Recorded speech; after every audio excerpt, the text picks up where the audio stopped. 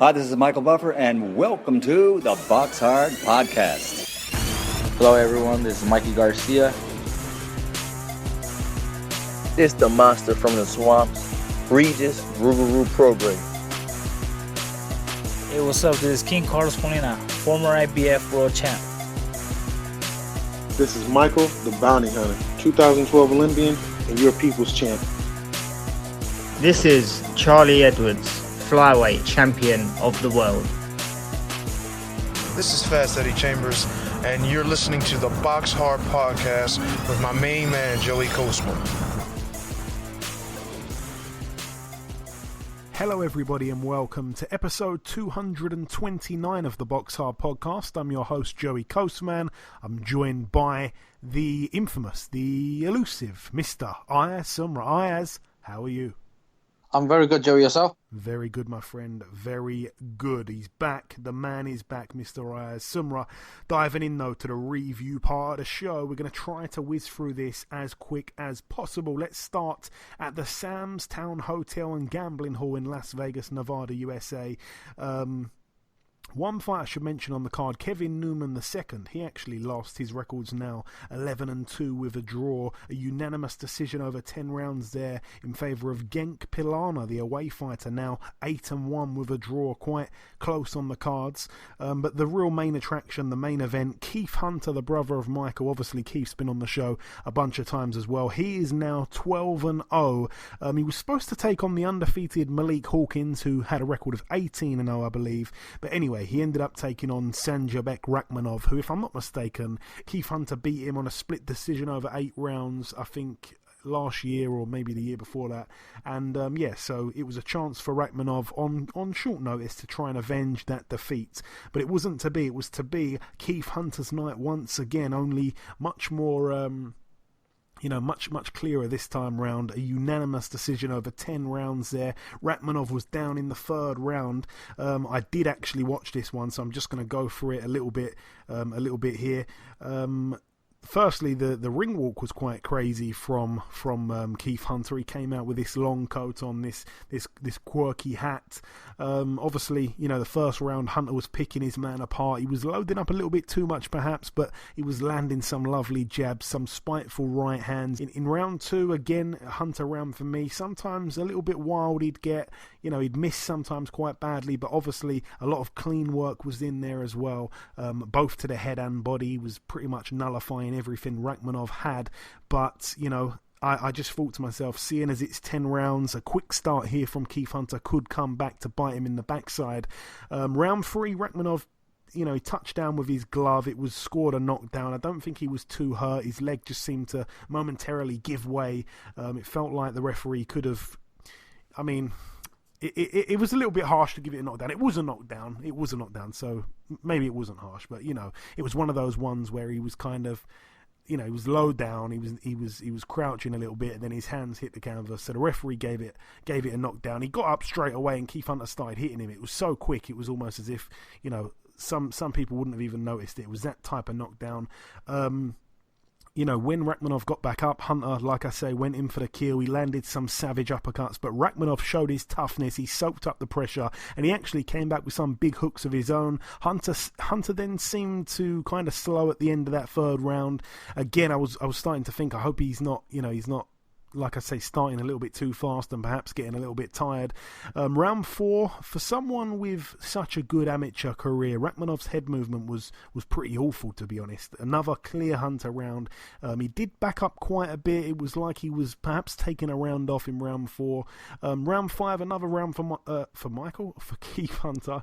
Again, just a step ahead of Rakhmonov. He shoe-shined the round, really.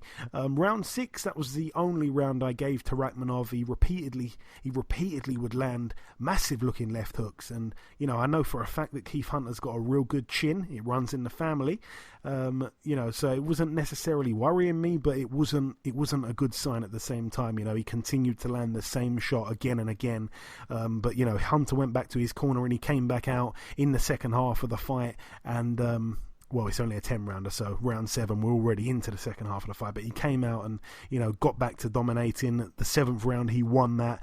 But that was a problem round. He threw a right hand of his own, and it landed, but he turned away and he winced, and straight away you could tell something was up with his right hand, and he basically was only able to use the left hand to get through that round.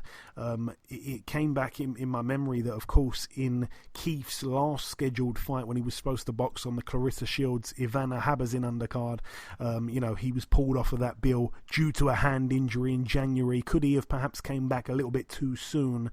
He made it clear in the corner though that he did indeed hurt the hand. He came out in round 8, and to be fair to him, it was an excellent round. He wasn't necessarily beating Rakhmonov up in any way, but he was incredibly smart with his left hand. His elusiveness, his movement was absolutely mind-blowing. It was fantastic. He really did impress me there. He actually also let his right hand go a couple times. It looked good. It was a smart fought round. That 8th round there was actually, for me, the most impressive round, because he had the one arm really predominantly to use, and for me, he boxed so cleverly. Round 9, another round for Hunter. He outsmarted Rakhmonov. Not really much, to be honest, to report there. And then, of course, the 10th and final round, an unbelievable final round. Hunter didn't let Rakhmonov dominate. He didn't let him have that last hurrah, which his corner wanted him to have. They said, you need to go out there and give it your all here. And Hunter himself poured it all out, and he had Rakhmonov hurt. So it was a big round there for Hunter in the 10th and final round. Like I say, thoroughly impressed. The previous fight between the two, it was an 8-rounder, and I felt like going 10 rounds, it would probably be in the interest of Rakhmonov. It would probably be his kind of advantage. But no, Hunter paced himself really well over those 10 rounds. Like I say, very, very impressed, especially when he hurt his hand. He was able to see out the rest of the fight. Unbelievable stuff. Fantastic there. And once again, he announces himself as a real threat at 140 there.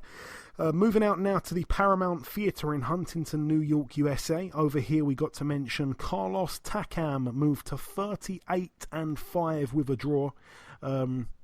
A unanimous decision for him against Fabio Maldonado, who's now 26-4 inside 30 fights. Of course, many people will remember Fabio Maldonado, quite a tough guy. I think he's got 26 wins, but 25 by KO. He's only been stopped the one time, and that was against Michael Hunter. So Carlos Takam, a very, very tough guy, couldn't put him away. Remember, Michael did it in 2 rounds, which is real impressive. Also on the bill, Cletus Seldin, now 25-1, a TKO win for him against Luis Flores, who's now 25-16, a little bit overmatched there. That one was for the NABA super lightweight title. Moving out now to Navarra at the Navarra Arena in Spain. Over here we had Kerman Leharaga move to 30 wins. He's of course got those 2 losses to David Avanesian. This one was a unanimous decision win over 10 rounds against Jose Macias. Completely shut him out, Leharaga, but it is interesting. He didn't get the knockout when he most of the time does. So either he's a real tough guy, Macias, or Kerman just didn't look that great. Moving out now to the PAL Centre in Delaware, USA. Over here, friend of the show, Henry Hank Lundy, now 31-8 with a draw. It was his 40th career fight there. A unanimous decision over 8 rounds against Ezekiel Fernandez, who's now 28-4 with a draw. All the best there to Hank Lundy. And moving now to the big one that took place at the Ford Center at the Star in Frisco, Texas, USA. Let's start here with the undercard. Just going to whiz through the undercard real quick here. Diego Pacheco now 9-0. It's great how Matchroom USA predominantly, exclusively, are keeping him so busy. He just seems to be on every undercard. He's really getting that experience and getting it quick. Like I say, I remember when he was like 2-0. Now he's 9-0. It seems like 2 weeks ago he was 2-0. Anyway, Pacheco, like I say, 9-0. A unanimous decision for him over 6 rounds against Oscar Riojas. Riojas, a winning record to be fair, but complete shutout on the cards there for young Diego Pacheco. Also on the bill, Israel Madrimov, a guy that they're really bigging up real good amateur. He's now 5-0, a TKO for him in 6 rounds against Charlie Navarro, who's now 29-10. Also on the undercard, let's get straight to this one, Ayaz. Joseph Parker, 27-2 now against Shaundell Winters. It was a TKO in 5 rounds for Parker. Shaundell Winters now 13-3. A lot tougher than his record suggests. I know that you look at a record and it doesn't really tell you how tough a guy is. It tends to give you an indication how good the guy is. But a tough guy, you know. When I looked at those losses, you know, he had 2 losses going into the fight. One was by KO, one was on points. But he was tough. He was tough as they come, you know. Really and truly, he is a cruiserweight, but he was up at heavyweight for a little bit. And yeah, he took on Joseph Parker. I think he was coming off 2 upset wins. Shaundell Winters, a very big puncher himself, 12 KOs inside his 13 wins. But yeah, very stubborn, you know, very, very tough guy. It was a fun fight. I don't think Joseph Parker was too pleased afterwards with his performance, in all honesty. I think he made it a lot harder for himself than he probably needed to. He wasn't really setting much up. He was just trying to, you know, land the big shots and bang Winters out there. He wasn't really setting up too much with a jab and stuff like that. And also, I think Parker was a bit annoyed that he got cut by his right eye. Yeah, Winters was down twice. He got back up both times. Give him some credit there, but rightly so when the referee waved it off. Like I say, in that 5th and final round. Also on the bill, Julio Cesar Martinez. He defended successfully his WBC World Flyweight title. His record now 16-1, a unanimous decision over 12 rounds against Jay Harris.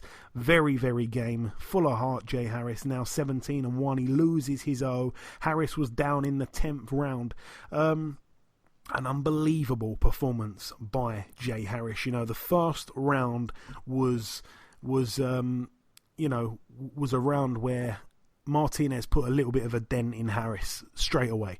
And I thought, you know, this is the beginning of the end, because this guy punches like, you know, he punches quite incredibly, you know.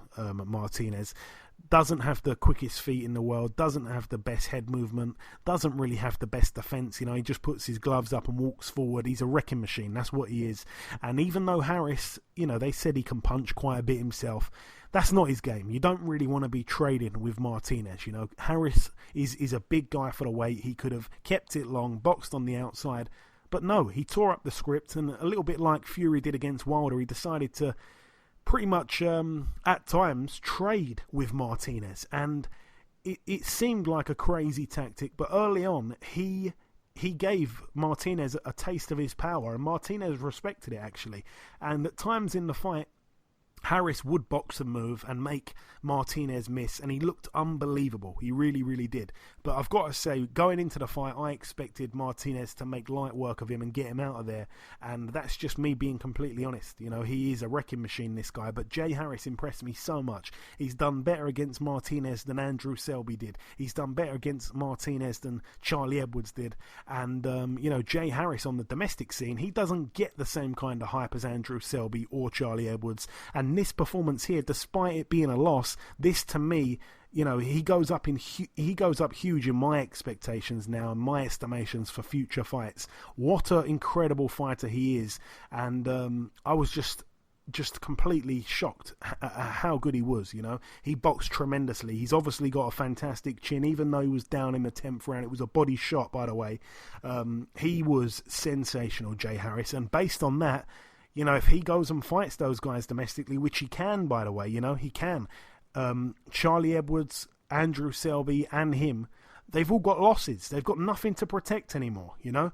Charlie Edwards has been a world champion. Andrew Selby's boxed for a world title. Jay Harris has boxed for a world title.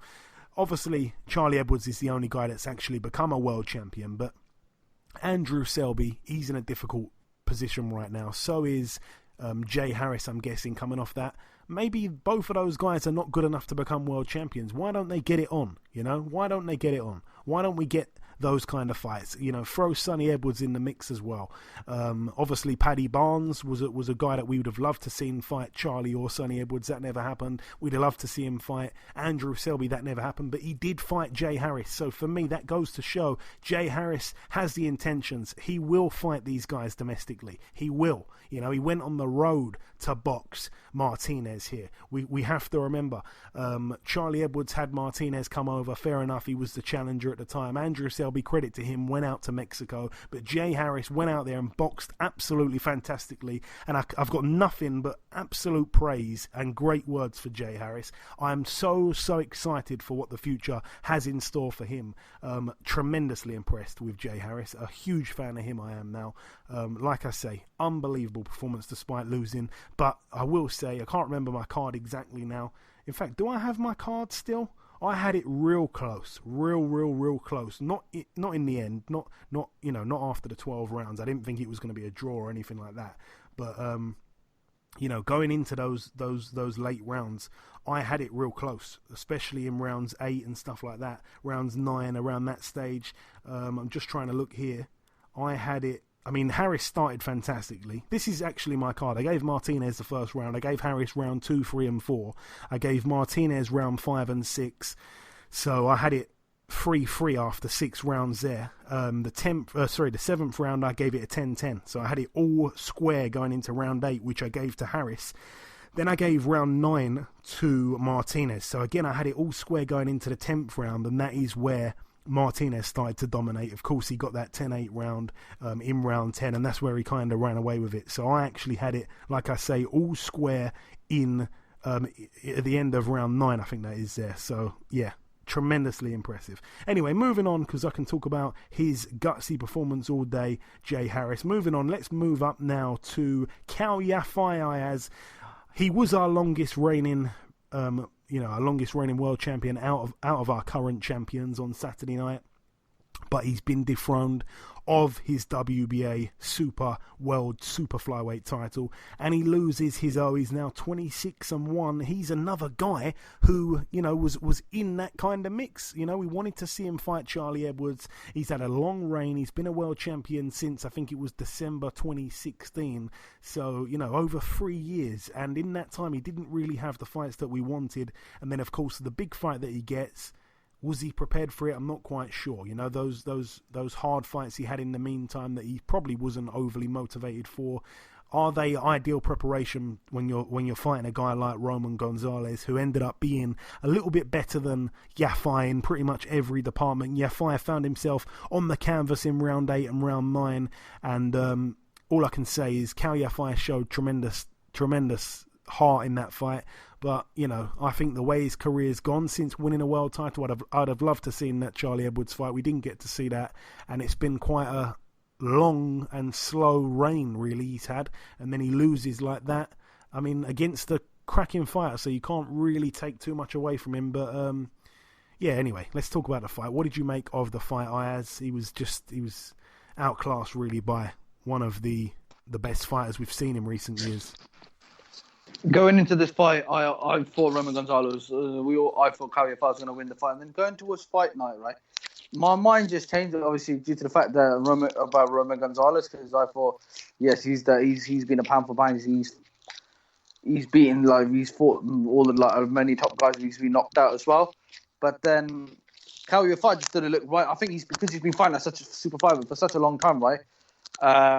Obviously, my mind changed, and then on the fight night, when the fight was happening, he didn't really do much. Cal Yafai wasn't even on the gas as well. He couldn't really land much as well. And on the 9th round, Roman Gonzalez smacked him, hit him with the right hand, and literally knocked him out completely. Now, where does Cal Yafai go from here? I think I was watching one of Eddie Hearn's interview recently, okay, and he's advised that Cal Yafai is going to move up to bantamweight. Now, in my opinion, for him, I think bantamweight would be the best division for him. I think he'll win it. I think he'll win another world title at that fight. And he got the likes of Charlie Edwards, where you can have a British dust up with him. There's other fights as well, like Kevin McDonald.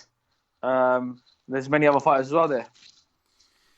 Yeah, like I say, hopefully we do get to see those domestic fights. If he does move up to bantamweight, Yeah, there are fights that can be made there, Charlie Edwards, I still want to see that fight. Again, I kind of, at the minute, put Charlie Edwards and Cal Yafai in very similar positions. Obviously, I don't think Edwards is with Eddie Hearn anymore. I think he's moved now with MTK. So, yeah, Charlie Edwards and Cal Yafai, they're in similar positions. Andrew Selby and Jay Harris, similar positions. Let these guys fight each other, Let these guys fight each other. Why not? That's what should happen. Getting on to the prediction league, though. I went with Martinez to KO Jay Harris. So did you, Ayaz. Obviously, the listeners went with Harris to win by KO. None of that happened. Of course, Martinez ended up winning on points, rightly so in the end. So no one gained a point there. I went with Gonzalez to KO Cal Yafai. So did the listeners. But you, Ayaz, you went with Yafai to win on points, which of course didn't happen, so myself and the listeners both gain a point there. But yeah, Roman Gonzalez now 49-2, again still only beaten by the one man, and there's some mega fights again that can be made for him. He's had a real hero's reception when he got back to Nicaragua. Yeah, so he's the new WBA Super Flyweight champion. And topping the bill, Mikey Garcia. He picked up win number 40 here, 40-1. A fight for the vacant WBC Diamond welterweight title against Jesse Vargas. Both men friends of the show. Vargas now 29-3 with 2 draws. Vargas, of course, down in the 5th round. Mikey Garcia, I've always rated him very, very highly. Again, I'm going to say it again, I'm repeating myself again. I was quite shocked that he decided to stay at welterweight for this fight. I'm guessing that it gets him in some kind of position for a big fight next. I guess that's what he's doing. He's quite smart, Mikey Garcia, when it comes to his career moves, since he's returned to boxing. He's been very shrewd with his moves. He hasn't really, committed himself to any promoter on a long-term basis. And, he's kind of controlling his career. His career's in his own hands. And, he is such a great fighter, like I say. So I expected him to beat Jesse Vargas. I went with Garcia to win on points, which did happen. You went with Garcia to win by KO Ayaz, which of course didn't happen. So no points for you that week there, or this week, or last week, whatever.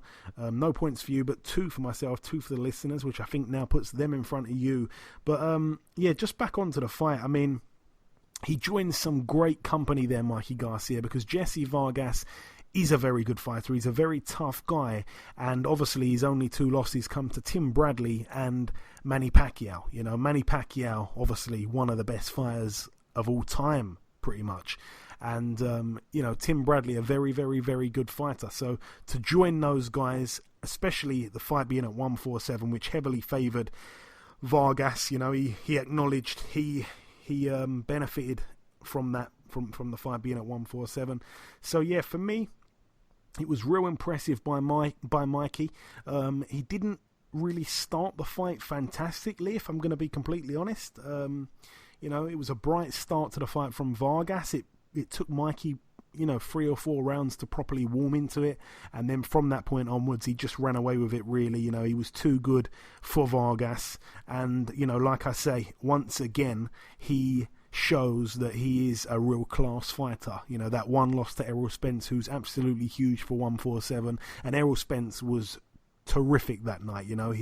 He didn't stop throwing shots, and credit to Mikey, I remember that fight, he took some absolute bombs. His corner were thinking about pulling him out. He's full of heart, and he's got a terrific chin. If Errol Spence can't put you away, and you're that small compared to Errol Spence, and you're taking shots like that on the chin all night, if he can't put you away, who can put you away? I don't think Mikey gets stopped at 147, even if he shouldn't be there. I don't think anyone at 135 or 140, where he probably should be, would stop him at all. None of them. I don't think he gets stopped by any of those guys, like Lomachenko, Teofimo Lopez. I don't think any of those guys could match Errol Spence's power. So for me, Mikey Garcia, as talented as he is, he's been a 4-weight world champion. Quite clearly, he wants to become a 5-weight world champion, and that's why he's hanging around at welterweight. He's calling out the likes of Manny Pacquiao. That's a fight that could happen, and I tell you what, that would be a good fight. But yeah, in all honesty, I'd like to see him go back down to 130 or 135 or 140. But he since he lost his O, I think his kind of mind has changed now. I think he just wants to have big fights, you know, and he doesn't really care about his O anymore, where at one stage in his career I think he did really care about his O. That time has been and gone. So as boxing fans, we should all applaud Mikey Garcia and get behind him going forward, because it seems like he wants those exciting fights. Any words on that fight at all, as it is the final fight of the review part of the show? I mean, well done for Mikey Garcia winning the fight. Obviously, Jesse Vargas was like a comeback for obviously 147. But I really do not want to see him at 147 anymore. I just don't think the weight suits him. I think that he's the rumour for him to fight Manny Pacquiao in July in Saudi Arabia. But I just don't want to see him at 147. I think the weight's too big for. I think a lot of people beat him obviously because of his size. Don't get me wrong, Mikey Garcia is a tremendous fighter, yeah. But I'd rather see him at 140 down. I'd like to see him fight someone like Josh Taylor. Yeah, that'd be a tough fight. I definitely think that's a tough fight for him. Yeah, he needs to stay away from the true big 147s like Errol Spence. I'd give him a chance though against Pacquiao. You know, Pacquiao's not big. You know, Mikey is probably a little bit bigger than Pacquiao if I had to guess in terms of their height.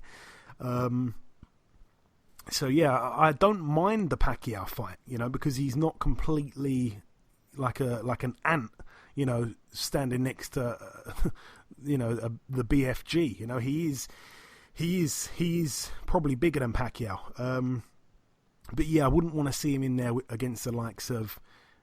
I mean, a Sean Porter would be a hard fight for him. I wouldn't want to see him in there with the likes of Spence again. I wouldn't want to see him in there with the likes of your Dennis Ugas. I wouldn't mind the Terence Crawford fight. But again, these are all just fantasy fights. I'm kind of going off topic a little bit here. Anyway, that's it, though, for the review part of the show. Just before we wrap up part one, the final thing to do is to welcome guest number one.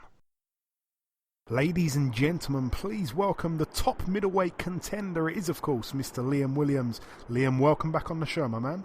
Thanks, mate. Thanks for having me on. Appreciate it. Always great speaking with you. So, Liam, we last spoke quite a while ago. It was back in December 2018. It's been a while. It was just before the Mark Heffron fight. I remember at the time some people were actually picking Heffron to win that one, crazy enough. Obviously, you know, you stopped him, you become the British champion, you went on to stop Joe Mullender in 2 and then Karim Achor in 2. Let's discuss, though, your last fight, December 21st at the Copper Box, Alantez Fox. I was there for that fight. I remember before the fight you inboxed me just basically saying that you believed you'd do a demolition job, I think you said, on Alantez Fox. You did that, to be fair. Just tell me about that fight from your angle, a crushing victory. Yeah, obviously, on paper, it was a difficult fight, and again, a lot of people in that fight wrote me off and thought I was going to lose.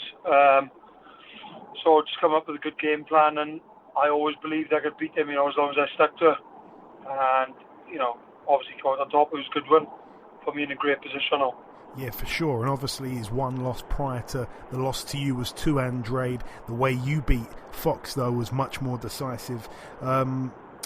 Yeah, so, you know, you were ranked number 7 at the time. He was ranked number 1. Winning that fight has obviously pushed you up. You know, big fights, I'm sure, for you in the very near future. About 3 weeks after you beat Fox, I went out to the States.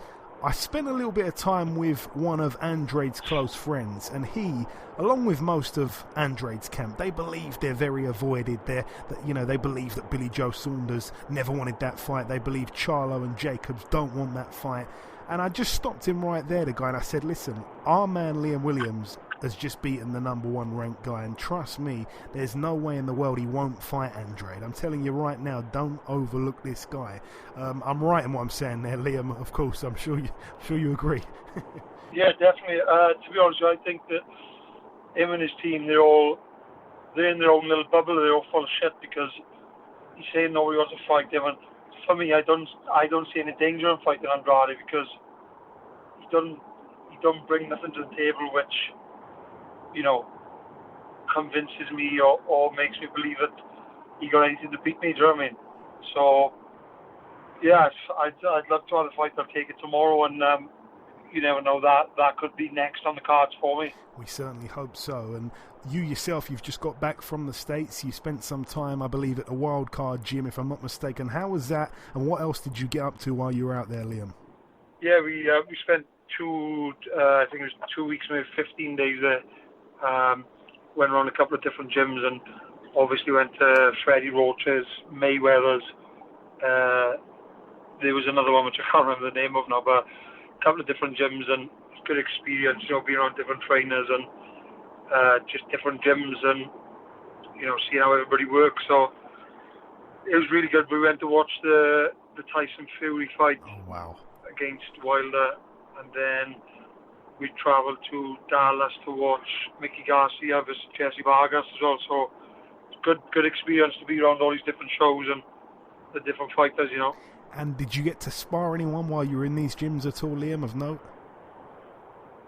No, we didn't bother doing any sparring because at the moment I'm not really in camp, and Got you. I'm not saying I couldn't spar, but it's pointless. Like, I don't really believe in sparring out of camp and taking punishment, do you know what I mean? And taking knocks when you don't really need to be, No, for sure. And just tell me, I've got to ask you, what was it like to have been there to witness what Tyson Fury did to Deontay? I've said it a few times now. We're not surprised that Tyson won the fight. I think a lot of us are surprised how he won the fight. Unbelievable performance. Yeah, I always believed that he was going to win anyway, because obviously Tyson's an unbelievable talent, and he, for such a big guy, he moves like a middleweight. He's unbelievable. But it did shock me a little bit the way he went about it, to be honest. So just, he went for him from the first bell, didn't he? And, really stuck it on him. So he impressed me. Actually, I was actually in the after party with him, and he was like, you swear he hasn't even had a fight, do you know what I mean? Amazing, man, amazing. You yourself, Liam, you've thrown your name in the hat with a lot of these top fighters at middleweight. I see you tweeting Andrade before you got to the States, trying to somehow make both your paths cross. I saw you tweeting Charlo as well. I see you even having a bit of a tweet with Israel Madrimov. Did you manage to run into any of these guys at all? I know you had your fingers crossed too. Yeah, not really. Charlo was actually supposed to be sat 2 seats away from me in the fight with Errol Spence, but he didn't show up. Wow. He turned up with some rapper, I don't know if you know him, Yellow Beezy. Okay. We turned up with him, and I don't know, maybe he knew I was there waiting for him.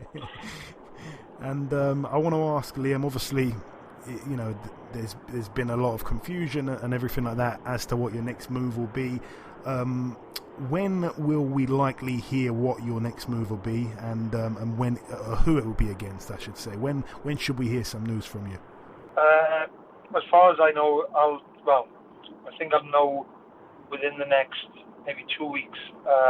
Something should probably be announced by then. So, and my hopes are I'm either going to fight Munguia, the Mexican, or Andrade for the title. And both of those fights are fantastic fights. I'd love to see you in both of those either. And just I want to ask you also, being there to see Mikey as well, personally one of my favourite fighters in world boxing. What was it like to see him from ringside beating Jesse Vargas? Do you know, I don't want to obviously run him down because he's done so well. He's 4-weight world champion and whatever. He's obviously good to achieve what he has, but from watching him live, I was expecting a lot more from him. I don't think he really belongs at one. The fight didn't really catch fire, did it? He obviously knocked him down and landed some good shots or whatever, but he's way too small to be at welterweight. I just don't think he lives the life very well as he comes in. He's a bit podgy, but nevertheless, he's obviously very, very good at what he does, so you can't fault him, but I definitely think he should be probably a lightweight. Yeah, I think most of us respectfully agree, to be honest, Liam. And just finally, my friend, any closing words to our listeners? Like I say, it's been quite a while since we last spoke. Any closing words before we let you go, my man? No, not really. Just obviously thanks for everyone who's supporting, and stay on board because big things are coming. I'm really sure that they will be coming real soon, Liam. Listen, it is always great catching up with you, my man. Thank you for your time. Best of luck with what's next, and we'll all be looking out for that announcement. Hope to speak again real soon. Yeah, definitely, mate. Thank you very much for having me on. Okay, now it's time for part 2 on this week's show. This part, of course, the news part of the show. Ayaz, take it away. Charlie Edwards will be returning to the ring on the April 18th at York Hall on the MTK show, and he'll be facing Lara. Yeah, Kevin Lara, record 27-3 with a draw. Really, you know, his claim to fame is he boxed for a world title against Kazuto Ioka. That one was back in 2016. He got KO'd in the 11th round. But other than that, I mean, you look through his wins, again, you know, no real standout names or anything like that. So, yeah, his claim to fame is he did box for a world title at one point against Ioka. But, you know, no real great wins, like I say. Not a big puncher or anything like that. 5'4" in height, so Charlie Edwards should have the beating of him, really, in his MTK debut at York Hall. The big news that's been announced is that Anthony Joshua will face Kubrat Pulev for the WBA, IBF, WBO Heavyweight Championship at Tottenham Stadium on June the 20th in London. Yeah, you know, it's a fight that we knew was going to happen. I think the little delay in the announcement was pretty much, I think anyway, probably Eddie Hearn was you know, waiting to see how tight the contract was with Tyson Fury and Deontay Wilder. I think he was trying to hang around to basically see, are they definitely having the third fight? And, you know, as soon as Wilder said, yeah, I do want the third fight, then, you know, that was it, really. The announcement got announced for Joshua and Pulev. So it's a fight we knew was going to be happening. It is a mandatory. It's something that Anthony Joshua couldn't really avoid. So, yeah, I mean, I'm not like, what's the word, disrespecting the fight. I think it's a decent fight. I think that, and this is a very unpopular opinion, but I think it's a decent fight. You know, I don't think Pulev gets banged out quick or anything like that. I think it's a good fight.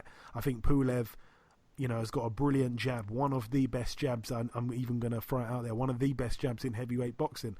I think he's got half a chance in this for sure. You know, I give him more of a chance than I gave Andy Ruiz going into the first fight for sure. Tough fight. But, you know, you've got to favour AJ, of course, you have to. He's too quick, he's too powerful. You know, Kubrat Pulev's coming to the end and stuff like that. But it's not a walk in the park. The next big news is that Dillian White will face Alexander Pavek for the WBC interim title on May the 2nd at the Manchester Arena. Yeah, Dillian White and Alexander Povetkin. I'm quite annoyed, really, because Alexander Povetkin should have lost in his last fight against Michael Hunter on the Joshua Ruiz 2 undercard in Saudi Arabia. And, you know, Michael Hunter, for me, won that fight. He got a draw. Remember, Eddie Hearn promotes Michael Hunter. He doesn't promote Alexander Povetkin. But yet it seems like Povetkin bounces straight back into another pay-per-view fight. And it's the main event this time, you know, so he's getting massively paid in his next fight. Is Michael going to be getting the same kind of money in his next fight? What's even happening with Michael?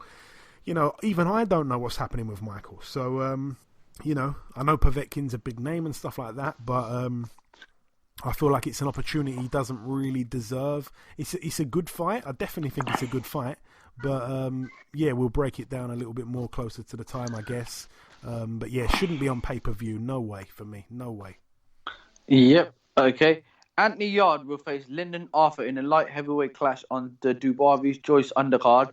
Also, Chris Jenkins will defend his British welterweight title rematch with Johnny Gatton, and Dennis McCann is also on the show. We've also got Archie Sharp on that bill as well. In April, of course, Dubois Joyce, shaping up to be a brilliant card. The announcement with Anthony Yard and Lyndon Arthur, I mean, people were saying that's going to be a great fight and stuff like that. I'm not one of those people.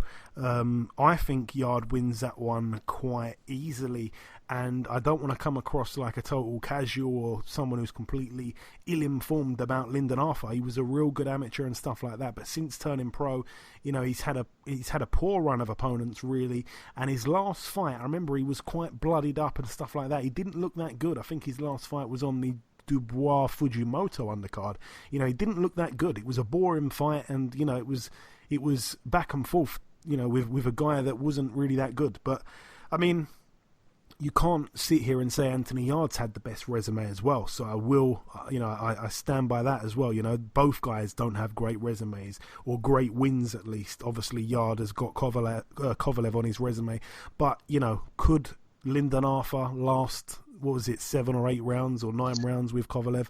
I don't think so. So based on that, Yarde's a big puncher. His power is real. He's got a fantastic chin he showed against Kovalev. I think he's just got a little bit too much for Lyndon Arthur, who of course was the much better amateur. That's for sure. But this is professional boxing, and it's a whole different sport, really. Sonny Edwards, Lee McGregor, Nathan Gorman, Willie Hudson, and Troy Williamson will return to action on the undercard of Josh Taylor vs. Apinan Kong Song on May the 2nd in Glasgow. Yeah, they're all part of that undercard. I don't think any opponents have been announced just yet. Sonny Edwards looking to defend his British title. He's been calling out people on Twitter saying no one in Britain seems to want to fight him. Hopefully he gets an opponent soon. But yeah, as for now, it's some great additions to that undercard. We'll hopefully get some good opponents as well. And that's it for the news. Okay, thank you very much, Ayaz. Moving on now to the preview part of the show. Let's start here tomorrow night at the Caesars Palace in Dubai. One fight to mention over here. Former world champion, former IBF world champion, TJ Doheny, 22-1. He takes on Ian Baluta, who's 12-2. That's an 8-rounder there.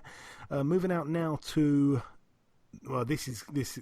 I'm going to just give a little warning to our listeners.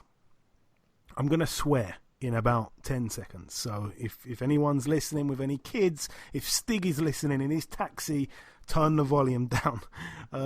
We used to do a segment back in the day called the Funny Named Fighter segment.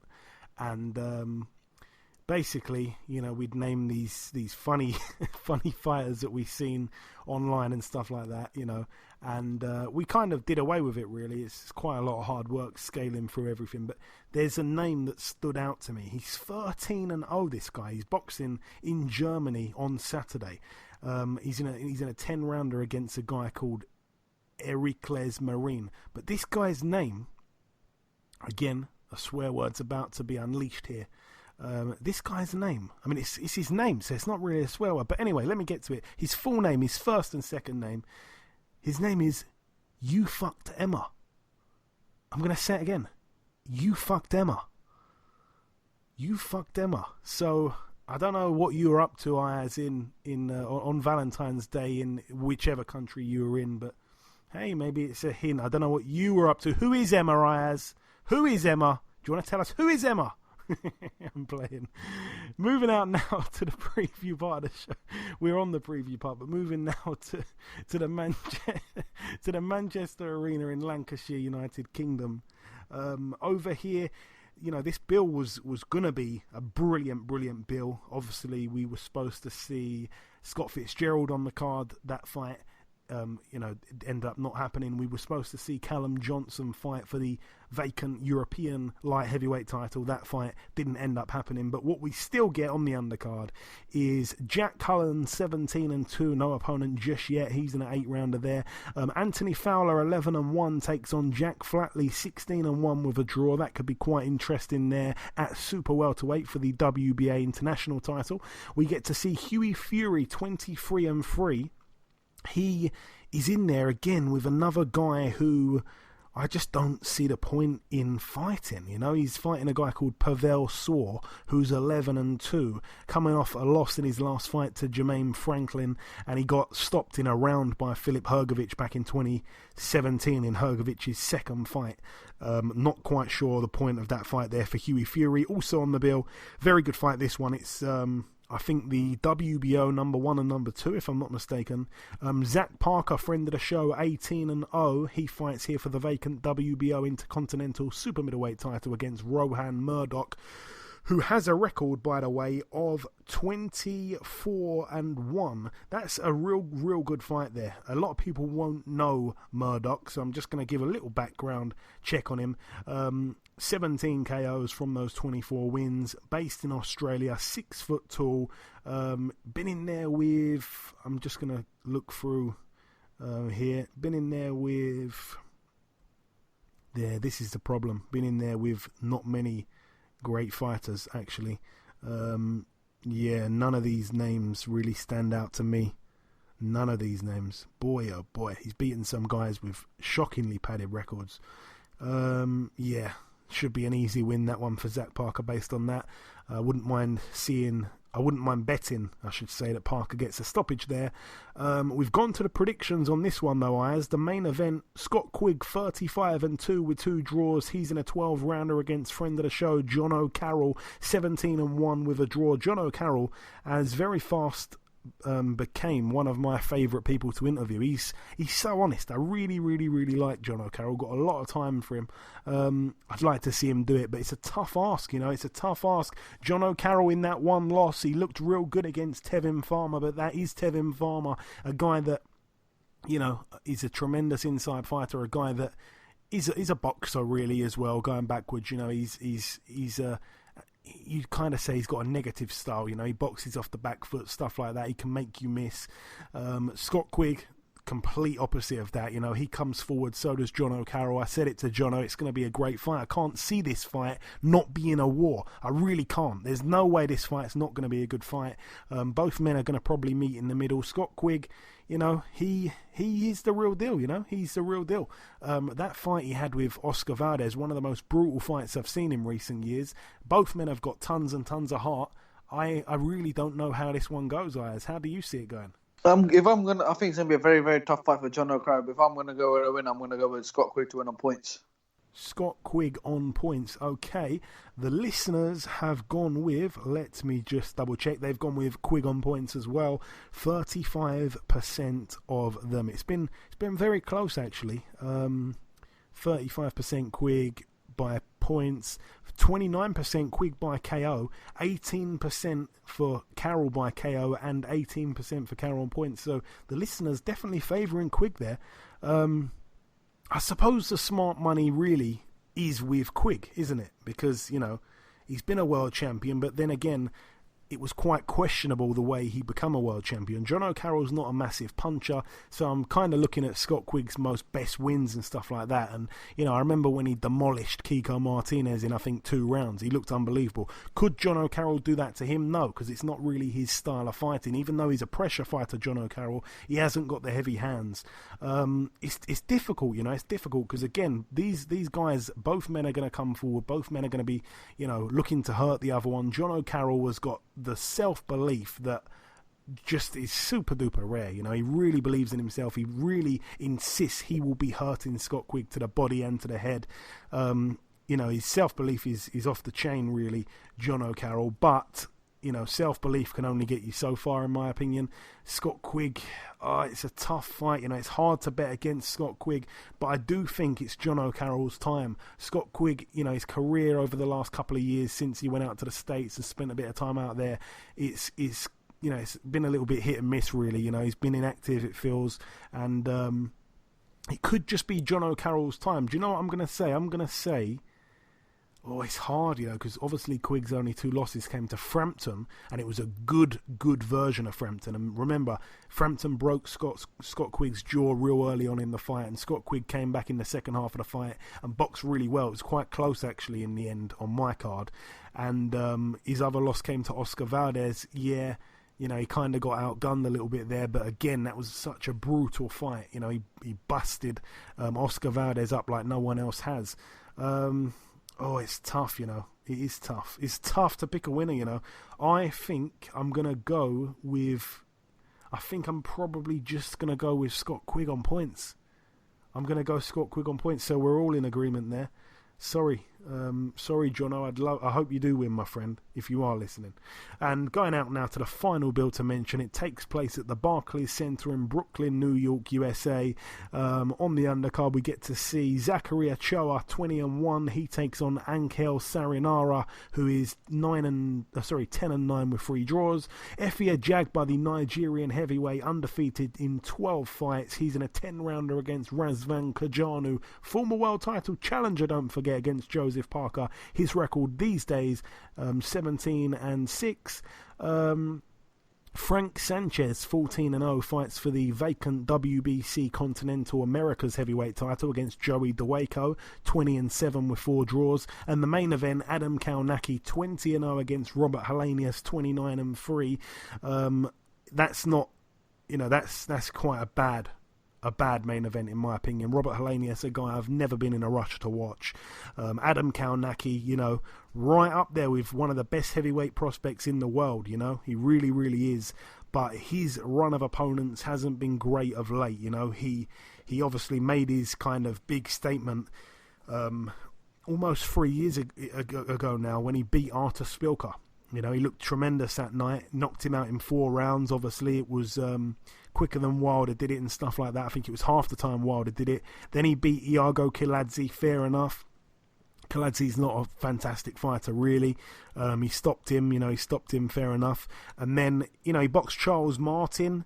That was it was a good fight, to be fair, but he didn't look that great. And then his last couple of opponents, when he got the fight with Gerald Washington, I just felt like, it was a little bit of a backward step. The momentum he had in those fights, like beating Szpilka, I thought a world title shot would probably come, not too long after that, really, even if it wasn't so deserved. But like I say, he beat Kiladze, beat Martin on points. The Washington fight, he destroyed him, took him out in 2 rounds. Then he had the fight with Chris Arreola, which was crazy, that fight, really, when you look back at it. What was the point in that fight? It was just a strange fight. What was the need to fight Chris Arreola? And I'm hoping he's not burning out a little bit here. And he takes on Robert Helenius, like I say, a guy that his last loss came to Gerald Washington in 8 rounds, and like I say, Kownacki got rid of Washington in 2 rounds, so it's a pointless fight. He's fighting too many of these, these guys that are basically fouled world title challengers, or in Charles Martin's case, a very bad world champion, if we're being honest. So Kownacki, I just want to see him in bigger and better fights, to be honest. Like I say, I'm not even going to bother watching this one here. 20-0 with 15 KOs. I'm sure it'll end up being 21-0 with 16 KOs. I think he gets Helenius out of there, just like Gerald Washington did in 8 rounds, just like Johan Duapas did in 6 rounds. Remember, Dillian Whyte actually was the only guy to not knock him out in his losses. He took him the distance. But yeah, Kownacki should be able to get him out of there. Too active, too quick, too powerful for big Robert Helenius. I think he chops that tree down and stops him. But anyway, that's it though for the preview part of the show. Just before we wrap up part 2, the final thing to do is to welcome our second and final guest on this week's podcast. Ladies and gentlemen, please welcome the former WBC Flyweight World Title Challenger. It is, of course, Mr. Jay Harris. Jay, welcome to the show, my friend. Glad to be on. It was brilliant to have you on, Jay. So there's really nowhere else to start other than on Saturday night in Texas. Just talk me through that fight, if you can, in your words. Obviously, a very valiant effort you showed. Yeah, no worries. It was a very tough fight, as you could see. I give everything, pretty much. I had a poor first round, I thought, but I've watched it back since, and I thought I'd done very, very, very well after that first round. I give as good as I got. I boxed well, and just gutted I didn't come away with a win. That's all, really. I mean, obviously Martinez, he's a small and stocky character. You had the height over him. I'm definitely not saying you can't punch, but most people, including myself, would have thought your best chance would have been to box off the back foot and, just don't get involved in a trade-up. But in some ways, you did tear up the script and you brought the fight to Martinez at times in the fight. And, there were times when you did trade with him and you got the better of him a lot of the time in exchanges. Was trading ever really in the game plan, or did it just kind of happen in the heat of the moment? Because like I say, you did it to perfection at times, Jay. Yeah, it just kind of happens sometimes. As you said, like, I'm a big flyweight myself, and most of the fights I've had, I've been pretty much on the front foot. I've never taken a foot backwards, but at times it just felt like I had to have a fight. And as you said, sometimes I come off the better guy. You certainly did. And what was his power like? Obviously, he's got this reputation as a demolition machine. What was his power really like, Jay? The way I could describe it, it wasn't like a knockout shot, where he just like put me out. But the majority of the shots just hurt. Do you know what I mean? So like thudding kind of power. Yeah, like a thud, like. But I showed my durability, and I took the best that he had, pretty much. And as you mentioned, you watched it back. The first round, you got off to a bit of a rocky start. I think you had a bloody nose early on. Oh yeah. And it seemed like Martinez was kind of setting the tone early on, and like we say, it wasn't a great start from your point of view, but you battled back. You showed tremendous character, and I spent about 5 minutes earlier on in the show ranting about how amazing you were. I mean, all in all, Jay, surely you got to be proud of yourself despite being disappointed. No, I am very proud of myself. I give everything in that fight.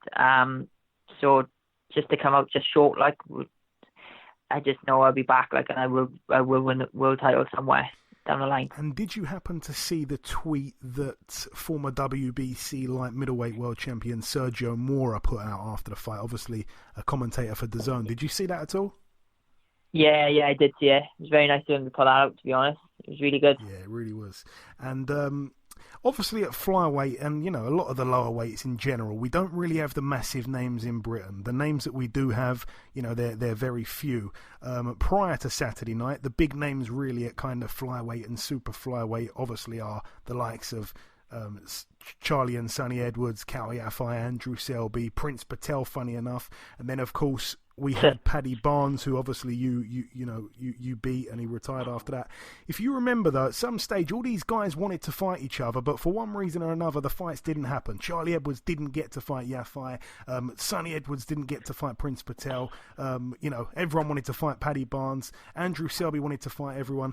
These fights didn't happen, but the only fight out of all those names that happened is yourself and Paddy Barnes. And obviously the job you did on Barnes was amazing. You've just boxed Martinez on the road out there in Texas, a guy who knocked out Andrew Selby, a guy who looked like he was on the way to stopping Charlie Edwards. You've gone the distance, you've had major success in the fight. Do you feel like you deserve a lot more credit? Because out of those guys that I've mentioned there, they're all probably a little bit more well-known, bizarrely enough, than yourself. Yeah, definitely I deserve more credit than that. But after the fight, to be fair, I've had loads of good feedback, and my social media and stuff went through the roof after the fight. Bombarded with a load of messages saying how good it was. So I think people are just like starting to take notice now, so which is a good thing really after that fight. So my profile has gone up massively, I think. Good stuff, my friend. You deserve it. And like I say, you were willing to fight Barnes. You went to Texas, box Martinez. That kind of proves to me that you want these big fights. Is it frustrating that some of the guys domestically that I've mentioned there aren't fighting each other? And do you want to be in the mix fighting those types of guys? Yeah, I'll fight anyone. I would. It doesn't really matter. But obviously the money's got to be decent, because as it goes, it's a business at the end of the day, innit? Yeah. But as I said, I'd go anywhere to fight anyone or fight anyone. It doesn't really bother me at all. It's I don't understand why people don't like to fight. Perhaps they're scared maybe of losing the zero or something like that. But as I said, even though I've taken a loss now, my profile has gone through the roof. From that, if you give a good account of yourself, it will. You can take that loss and be back with a bang. Like, do you know what I mean? Yeah, definitely. And obviously, it's real early days. I know that you've only just pretty much flew back in. What is next, if you know at this stage, Jay? And if you don't know, when do you think we'll hear about what's perhaps next for you? I'm not 100% sure yet. Obviously, I got to heal up and stuff. I think I might have to perforate my eardrums during that fight. So I'm going to have to heal up through that. But maybe a fight in the summer, and then hopefully try and get another big title shot then just before Christmas, maybe. And of course, That's what I'm hoping anyway. When everyone gets into boxing in the beginning, Jay, you know this yourself. Everyone's got that dream of becoming a world champion. Everyone's got that dream of boxing for a world title. 99, even more than 99% of people don't even get to box for one. But you know, we hear a lot of people saying, "Yeah, I'm definitely going to be a future world champion." And some people, you just look at them and you say, "I don't think that's going to happen." You know, you got your chance. Did you prove anything to yourself on Saturday night? Did you surprise yourself in any way? Yeah, pretty much. It was to see pretty much if I was world level. Do you know what I mean? And I think I proved to a lot of people that I am, and I can mix in and maybe even win a world title at flyweight. So yeah, I proved to myself that I can mix it with the best in the world. Yeah. And yeah, that's what I proved to myself, definitely. And like I say, you proved that to yourself. You proved it to everyone that watched. Jay, just before I let you go, my friend, have you got any closing words at all? This is just a little part of the interview where I'm kind of throwing the microphone over to yourself. You can say whatever you like just before we let you go. If I've perhaps missed anything or you want to just say whatever you like, it's up to you. No, I just want to say thank you to everybody who come out to support me, and everyone who supported me back home with my family and everything like that. They've been unbelievable. And yeah, I'll be back. I'll just see me in the summer. Listen, I cannot wait to see you back, Jay, because like I said, that performance on the weekend, it was just, honestly, made us all proud, my friend. Have you got any kind of social... Yeah, you're on social media and all the rest of that. Where can people follow you? And if you want to give a shout out to your sponsors or anything like that, you're more than welcome. Yeah, follow me on Twitter, jharris19. Instagram's harris03. And my sponsors are Sealift Diving, A&R Specialists, Limitless Trampoline Park, Trimology Barbers, and AGM Boxing. They've been fantastic for me, they have. Excellent stuff. Listen, Jay, it truly has been a real pleasure speaking with you today. Rest up, be proud of your efforts on Saturday night, because believe me when I say the rest of the UK are tremendously proud of you, my friend, and I hope that we can catch up again real soon. Yeah, definitely, no problem. Okay, and this wraps up episode 229 of the BoxHard Podcast. I've been your host, Joey Coastman. Ayaz Sumra has been Ayaz Sumra. A massive thank you to our two guests on this week's show, the top middleweight contender Liam Williams and the former WBC Flyweight World Title Challenger, Mr. Jay Harris. A massive thank you to all of our listeners for listening to this week's show. I do apologise for the show being put out on a Friday rather than a Thursday like usual. Hopefully that never happens again. A few delays moved us on to Friday, unfortunately, but it is what it is. I apologise for that. Myself and you, the listeners, both gained 2 points from last weekend's predictions. Ayaz gained 0, so the Prediction League standings, I should say, are as follows. I myself am in the lead on 26 points. You, the listeners, are in second place with 19 points, and Ayaz is at the back with 17 points. The Prediction League is back again this weekend, but we've all gone with Scott Quigg to beat John O'Carroll on points, so no one will be leapfrogging anyone this time next week.